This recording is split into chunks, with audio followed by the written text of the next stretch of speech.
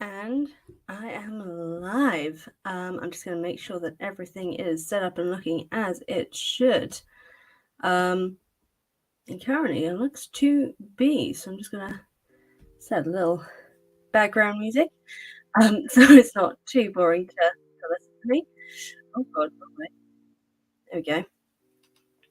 And we are pouring in. We are talking all about the sun and the star. So I'm going to be doing both a non-spoiler and spoiler review of the book after reading it in its entirety on live stream today, because I have a lot of thoughts that I want to talk about to do with this book specifically. Um, that other live was nearly 7 hours long, guys. That's how long I was on stream with my headphones in, listening to the audiobook and occasionally stopping to talk about what I was reading. And now I'm going to be doing a lot more concise version of just talking about the book itself and just all my thoughts and feelings about it. And if you guys have any questions to do with the book, of course, I will provide responses. I'll be doing non-spoiler answers to begin with for the non-spoiler section. And then we get to the spoiler parts, which I will then, of course, announce to everyone. And if you have any spoiler-based questions that you would like answered, I can answer them as well. Hello, Kindred Nerds United. It has indeed been a minute. I'm happy to be here. And we're going to be diving in from the get-go, talking about the non-spoiler thoughts that I have to do with The Sun and the Star, a Nico D'Angelo novel. And, well, I do have a lot of thoughts, and some of them can be found in the long live reading, which obviously I'm not going to send people to because it's very long. But basically, I did really enjoy this book. I absolutely loved the story and the journey we're going on with Nico specifically, because that boy has been through pretty much anything and everything.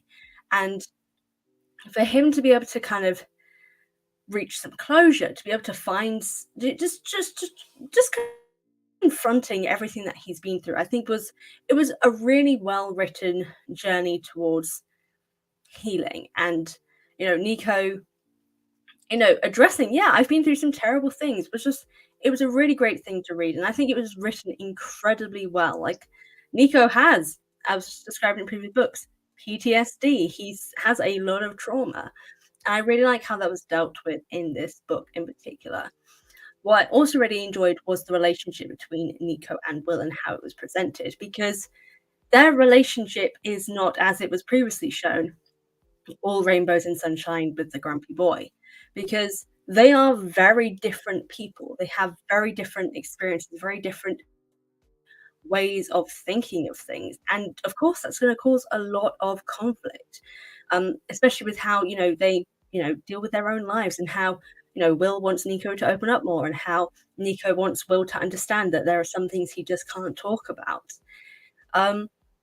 And I do like how that was addressed. I feel like there were some elements of that part of the conflict within their relationship that was not handled as well as it could have, because I feel like it kind of got lost along the way. They were talking about, having these conflicts and knowing that they were struggling, and then the conversation doesn't really progress any further. And I'll talk about that a little bit more in the spoiler section. But yes, I do like that we are seeing that, relationships are complicated. They are not all, good times and happiness. You do have fights, you do have conflicts. People are very complicated, and I do like that we are seeing that in this story. To the plot itself, obviously sticking to non-spoilers, the plot wasn't as strong as I kind of hoped it would be. What was the strong parts about it was to do with, it was a very character-focused plot, which I do really, really enjoy. It's just the problem for me is more, it wasn't really presented like, based on the blurb, you wouldn't think it was going to be a super character focused element, because the blurb focuses a lot to do with like Bob and a voice calling to them from the underworld and all that sort of stuff, from Tartarus, I mean. And while that's there, it's not as prominent as I expected it to be. And it can't. It's not that I'm disappointed, because I'm happy with the direction it did take. But when it then did get to kind of like the point, it I wasn't the biggest fan of how it was handled. I think that's the way that I can say this without going too much into spoilers. But yeah, the plot wasn't as strong as it could have been. The character elements were probably the strongest parts. Will got a really good characterization, although it also kind of he gets really strong characterization and then it kind of falls by the wayside a little bit. Then it gets really strong again. And then so it's got a lot of ups and downs, which I think led to me like I had moments that I described when I was on the live of feeling like the story was really dragging. I think those were the moments where, like, when there were really strong character moments, the story didn't feel like it was dragging. It felt like I was like, "Oh my god, that's going by so quick," because, you know, these are really cool moments that I'm hearing and experiencing, etc. But when those moments kind of fell by the wayside and things kind of got a little bit, like, I don't know how to describe it, but like I lost my engagement with the characters because of what was happening narrative wise. That's when it kind of then felt like it was dragging a little bit, which is disappointing, but, you know, that does happen. Sometimes that does happen in books. Like, if anyone listens to my podcast, you'll know how much I complain about the Heroes of Olympus dragging as a series because it just took forever to get there, like to the point. And that happened a little bit with The Sun and the Star, but not as bad as Heroes of Olympus. I would say pacing wise, Sun and the Star is a lot better. And, you know, I'm happy about that, obviously. Um, I think The Sun and the Star also had probably the best character work. Like, Nico, especially. I have a feeling this is down specifically to Marcus Shiro because Rick's not always been the best when it comes to presenting Nico and like writing Nico as a character. So I feel like this could have been where Mark came in a lot because Nico is probably now one of my favorite characters. Which, if people have seen me before, it's not like I hated Nico, but like he was definitely not remotely close to being a favorite character. But the way in which he's presented in The Sun and the Star and the journey that he goes through cements him as being one of the strongest characters in the series for me because of, you know, how much he grows in this one book. And I love that. And I really did appreciate seeing that. So I'm happy with how it's presented. I feel like Will could have been developed a little bit better, but, you know, it is technically still a Nico story, and it is predominantly I think we could have maybe 6 or 7 chapters out of 51 that are from Will's point of view. So, obviously, Nico is gonna get the majority of the development in this book, which makes sense because it is his story. But, yeah, overall, loved the character work, not the biggest fan of the plot, or at least the main aspects of it.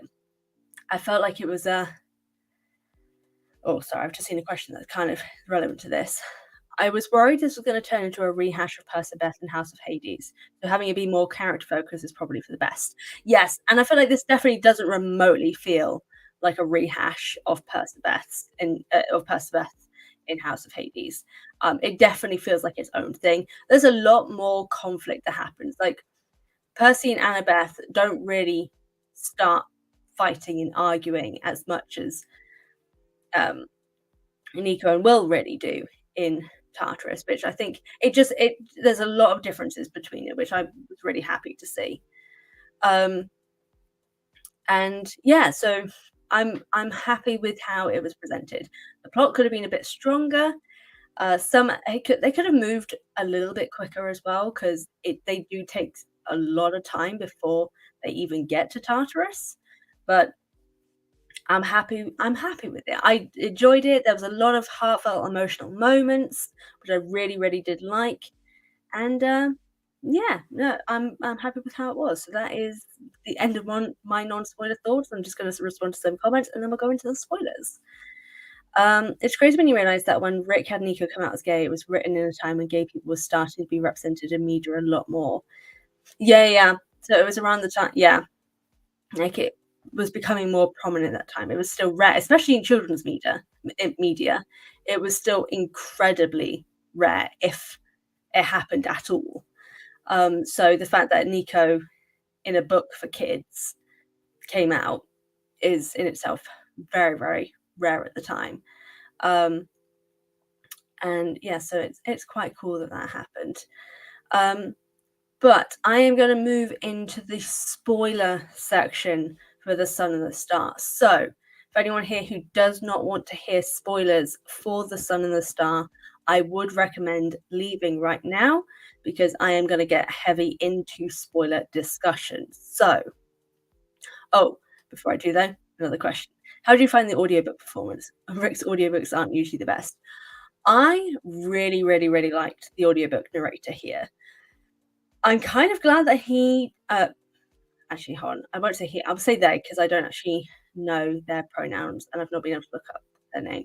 So I really do like that they did not put on that many voices for the characters. Because I feel like that's kind of the problem that happened with Rick's usual audiobooks is that they try to put on a lot of voices and the voice choices were never great.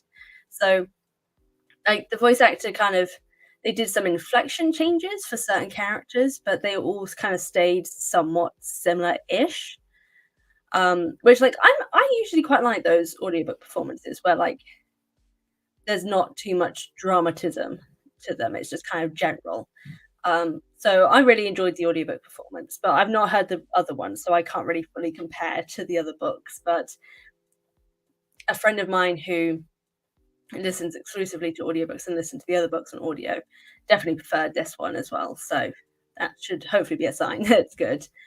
And yes, spoiler alert, going full spoilers now. If you don't want to hear any spoilers to do with The Sun and the Star, leave now. I know that's going to get me to lose viewers, but seriously, if you don't want to hear any spoilers, go now.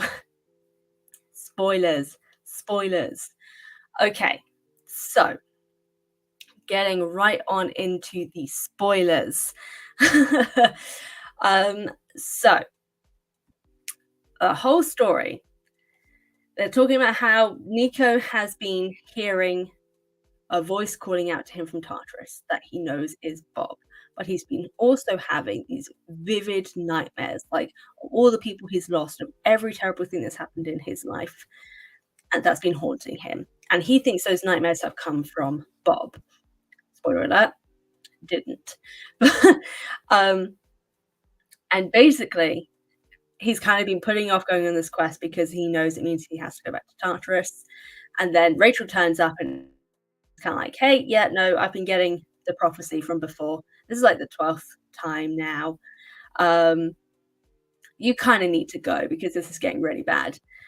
And yeah, him and Will decide to go to Tartarus. And they decide to go quite early on in the book. The problem I have with this is they decide to go to Tartarus in what, maybe like chapter 6? They get to Tartarus in chapter 32. Just to put that in perspective, that's nearly 20 chapters later that they decide to go that they actually get to Tartarus after deciding, yeah, we're going to go to Tartarus together. And for those other 20 chapters, well, not for all of them, but for the majority of the time, really, they are in the underworld. And this is okay. So this was the bit that I liked, but it's also kind of sad and upsetting. So Nico is taking them to the underworld, him and Will, because underworld is obviously where the entrance to Tartarus is. And this is where we see the initial conflicts between their relationship, because the entire time that they are leading up to go into the underworld and then being in the underworld, Will is being kind of a dick.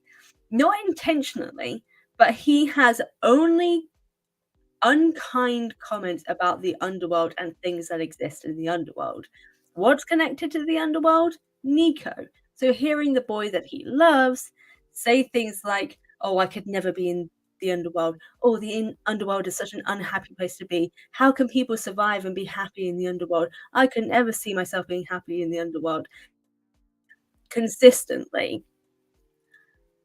It was really interesting to see, and it was even more interesting to me the fact that Nico never says anything because he is deeply afraid that if he talks about how Will's comments about the underworld, the thing that is deeply ingrained in who he is, because he's worried that saying something will hurt Will, and then also in turn end their relationship because of like a conflict. That spoke to my soul, people.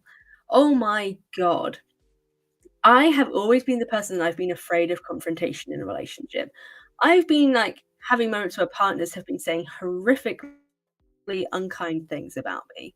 Well, not even about me, but like about things that I cared about, not seemingly realizing that they were being unkind or they've done something but that I wasn't happy with, and I just couldn't say anything because I was afraid of what would happen if I did. Because did that was such a weird way of saying did, because of past experiences and just like, all this past trauma of just like, if I say what I'm really thinking, people will hate me and leave, which is very much Nico. Nico thinks everyone leaves because that's all that's happened in his life. And he's in a sense gone, the common denominator is me, the child of the underworld. I can never have happiness. And so the problem is me. So I can never make myself an actual problem. So whenever something is upsetting me, I just don't say anything. Like this boy has been having nightmares for months and been talking to Mr. D about them. But even to someone who like literally does not give a shit about anyone or anything except his wife and his wine, he still doesn't tell the whole story too because he's afraid of what it'll mean. And I this book has really made me identify a lot with Nico as a character. But I just generally really liked the fact that they were, delving into the fact that couples have conflicts, and also the fact that, the sunshine boy, grumpy boy trope, they're super opposite. Of course they're gonna have conflicts about these things. Like, Will may not like a grumpy boy, but he doesn't seem to like anything related to the grumpy boy unless it is said grumpy boy. He seems to dislike everything to do with darkness and the underworld and death, even though that's directly tied to his boyfriend. And, you know, Nico, in turn, with his own conflict with Will, is that he just doesn't open up to Will. And so they both have their own things that they really need to overcome to actually strengthen their relationship. And it leads to a lot of conflict between them. Like when they eventually, not even before they get to Tartarus, this is all happening in the underworld. The underworld is kind of seemingly bringing out the worst in Will, which I thought was a really interesting thing of like being away from the sun makes Will an asshole. Well, not like fully an asshole, but kind of an asshole. It literally just kind of like causes problems because he becomes much crueler to Nico, both unintentionally and intentionally. And he's very like he has like a lot of backhanded compliments. Like when they meet the troglodytes again, he's really, in a sense, like backhanded complimenting towards them. Like he's not very kind, and like Nico's kind of like, oh, the underworld is bringing this out in him. What I do wish had happened with that though is, yeah, it's bringing out the worst in him, but it's something he thinks. Because if something's bringing out the worst in you, it means you do actually think that. Even if it's on a subconscious level, you are thinking that. And you do have these thoughts. You just don't usually say them. And I feel that element was not properly addressed. They have moments when they do eventually get into Tartarus and they have more conflicts with each other and, have like a yelling match. And they make this comment like, it's our first ever fight. I'm like, they talk about at the start of this book that they've been together for a year and this is their first ever fight. That is not remotely healthy. That's bad. Um, and I'm like, okay, that's cool. Address the problems, please. And I feel like that's the issue that I love that this book was very character focused. But what I don't like is that I feel this issue of the conflicts within their relationships was not properly resolved. And obviously, these issues are never going to be fully resolved. Like, I've come to recognize my own issues with how I think of relationships and how am in relationships because I have a lot of issues. Therapy can only do so much, and I have to kind of keep working to be better. So it's never going to be fully resolved. But I feel like they didn't address it properly enough, which could be something if there is ever a sequel. Although with how it ended, I don't know if there's a way for a sequel to kind of work. But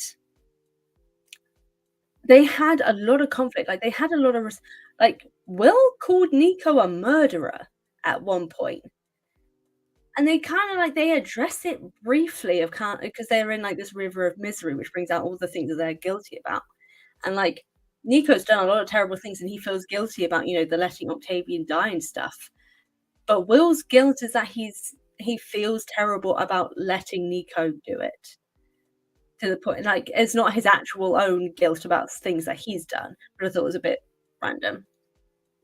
So I would have liked if these things had been addressed a little bit more of like, they said some terrible things to each other, especially Will to Nico. And while elements of it are addressed, I feel like there was more things that needed to be discussed between them. Because they have a lot of these character moments where they talk about these deep things. The issue then follows is that they never really stay with those conversations as much. A real issue that I had was that a lot of these deep emotive moments are undercut almost consistently by comedy. And sometimes that's good. Sometimes you need those sad moments to be undercut with comedy because sometimes you just, that's what people are like. If something's really sad for me, sometimes I will just make jokes out of it because I can't cope with the amount of emotion. But it happened nearly every time.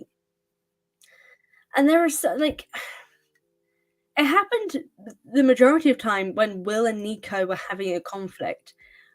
A comedic moment would follow soon after. And again, while not necessarily a problem, the fact that it was such a consistent thing that happened that they kind of never really fully get the chance to really address the problems in their relationship. Uh, Still spoilers. um,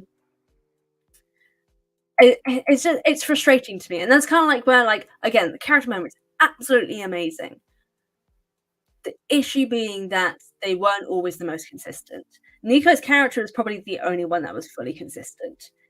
Um, the only thing well, he's consistent enough, but he kind of fluctuates every so often.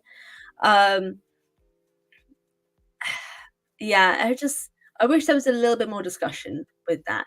But going onto the plot situation. So as I mentioned, we don't get to Tartarus until like chapter 31 or 32. And we're in Tartarus up until chapter 48 out of 51 chapters.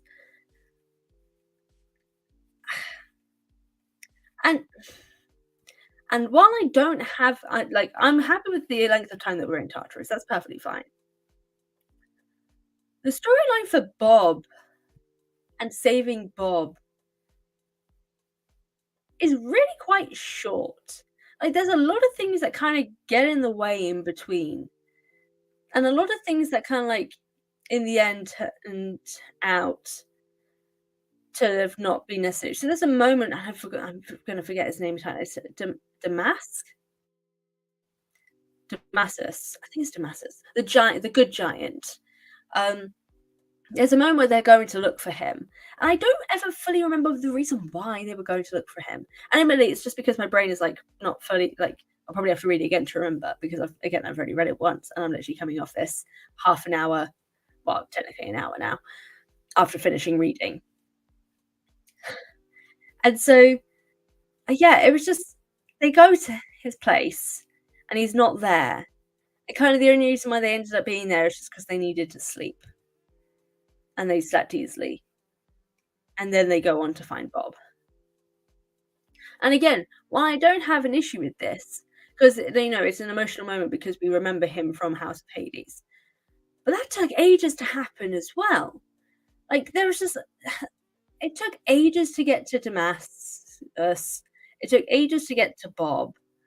And while there was lots of great character moments, there was one moment this is the one that I'm kinda like, but why? It's funny somewhat, but there's a whole moment with basically like these mammoths kind of these bro mammoths.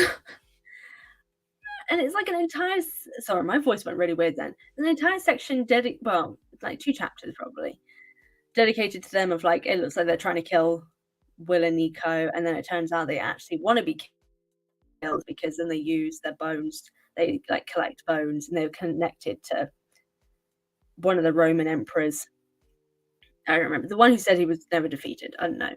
But it was just really random, and I was remember listening to it and being like, "What was the reason for this? This didn't need to happen." I know I'm being that person of, like, I'm critiquing a lot. I did really enjoy it. There's just lots of things I'm just kinda like, I feel like this was the moments where I started to get, "Okay, it's dragging a little bit now." Because I wanted to get to the Bob situation, because the Bob stuff is amazing, and also the fact that it is the reason why we have the title "The Sun and the Star" is because Bob calls Will and Nico his sun and star. I love that so much. It's so cute. I adore it. We don't fully ever get the reason why, but, like, I don't care. I still love it. But what then threw me was the villain. I was surprised that Nyx was, like, the big bad. I'm not gonna lie, because I don't understand why. Um, Her reasoning is, like, basically, no one can change. I don't know why I did it with quotes, but no one can change and no one should be allowed to change. So she doesn't want Bob to be Bob, she wants Bob to be Ippitus because, beings don't change. Nico can't change, he'll always be in darkness, so that's why she's been going after Nico. And then they're just kinda like, "Oh, the reason why she was like this is because, she's the daughter of chaos and darkness. That's all she'll ever know because she can't change because that's all she is. So that's why she doesn't like change." It was just like, it was really kind of random. I was kinda confused to a degree, but, just it considering that I wasn't the biggest fan of the narrative itself, I think the fact that the character moments were so much stronger kinda made up for, like, the slight lack of a strong plot. Um, because the character it was literally it was the reason I kept going. I definitely would have not stopped reading it because I really, really enjoyed it. But I definitely think I would have struggled a little bit more with being engaged with the story if the character moments hadn't been as strong as they were. Because the Nico and Will stuff was the thing that really drew me into the story. When we then got to the whole Nyx and Bob thing, I started to lose a bit of interest. Then when we had the dragging bit of, like, those bro mammoths, I started to get a little bit bored. Um, and then the best moments really kinda happened near the start with Nico's trauma and those sort of elements, and then at the end again with Nico addressing his trauma in, like, the best way. So, there's a moment where basically Nyx has created monsters out of Nico's own personal demons of grief, envy, loneliness, all these sorts of these different monstrous figures representing his different, struggles. And he quite literally conquers them, being like, "No, I am not going to be who you say I am. I am not going to be someone who is only darkness. I can find, in a sense, the light in the dark. I can be happy. I may have had all these terrible things happen to me, but I can and will be happy. I will not allow you, like, I can change. I can find happiness. I just love it. I love it. I love it. I love it." And so he conquers his own demons, basically. And while they'll always be with him and he'll always, know they're there, he can learn to live with them because that's the way to start to heal. And I adore that so much because, yes, literal figurative therapy, basically. He's put his actual demons in literal forms. I love it. Because there's a moment throughout the whole book where he's saying, I think there's something following us, there's these things in the shadows. And it was his literal demons that were following him. I love that. It was the symbolism, but also the literalness of it, amazing. Um, and then following that up, after they managed to get out of Tartarus, his dad gives him this gift of basically allowing him this moment to see his mum and sister again, if only briefly, because obviously they're both in their own lives now with Bianca and Elysium, and I don't think Maria says where she was. Um, but it was just such a beautiful moment for him to basically have all the things that he remembers from his past basically be healed and be dealt with it was just a fantastic moment, and I just really appreciated seeing that there, and yeah, while there are moments in this that frustrate me, like, the lack of discussion to do with Will and Nico's, you know, relationship issues and the plot not being the strongest, it was these moments with Nico having the chance to address his trauma and knowing he has trauma and just dealing with these things that I think was some of the best parts about it, and yeah, it may not be my favorite book, but it's definitely a solid 4-star book to me. It may be not a full 5, but it's definitely a 4-star. Um, and I'm excited to see what contribution will be coming next. Oh god, there was another thing I forgot to mention. Um, Jason and Nico were not best friends. This book, for some reason, seemed to think that, like, Nico and Jason were, like, best buddies because Nico is so torn up about Jason's death and acts like, it's such a terrible thing and, like, he lost a friend. I'm like, "But when were you guys ever friends? Jason did, like, one nice thing for you by not being homophobic, basically. When were you ever friends after this? Like, come on now." So that definitely annoyed me because that was not a thing. Don't lie. They were never friends. He did one nice thing and maybe one nice thing after that, and that was it. That was literally it. But anyway, even the Leo thing, they made it sound like he was really close with Leo. I'm like, "No, you weren't. Leo thought you were a creep. Stop that. So stop trying to make the 7 to not have been." They were kind of all assholes to Nico beyond Hazel. Hazel was literally the only one, and he did not talk about Hazel enough in this. He talked more about Jason Grace than he did about Hazel, and that's upset me. Um, but other than that, I did enjoy this book. There are definitely areas where I felt it could have been stronger, but, that's completely subjective. There are probably gonna be people who absolutely adore this, there are gonna be people who absolutely hate this. Um, and where I am is I really do like it. I don't love it, I don't hate it, I just really like it. Um, and yeah, that's kind of all I have to say. I don't have anything further to say about The Sun and the Stars. So what I'm gonna do is I'm gonna turn to everyone who is still watching, if they have any questions about the book that can be answered with these spoiler related things. So, uh, spoiler questions. Anyone? Um, because I'm intrigued for any questions that you all may have to do with it. I will be happy to answer. And if there are no questions, I will then end this live stream because I have nothing else to say beyond what I did. I'm gonna be reviewing it on Goodreads soon. Not probably put a proper review, but just gonna star it. And yeah, I am whelmed. I think it's the way to describe it. I am whelmed. I was overwhelmed in certain moments. I did cry on the live stream briefly, just very, very briefly. It was a quick little cry. Um, to do with the Nico scene. Um, but yeah, it's a good story overall. I don't think I've got any questions coming. Oh, just how long is the page count? I think it was like 480 or something like that. So shorter than most of the Heroes of Olympus books. It's the same length as The Burning Maze, if that helps. I don't know if you've got your sound on, so I don't know if you can hear me. Yes, page length is 480 for the US books. Okay, you can't hear me. um, and yeah, so it's long, but not too long. But yes, really liked the book. Could have been stronger in some areas, but I still enjoyed it, even if there were some things that did frustrate me a little bit.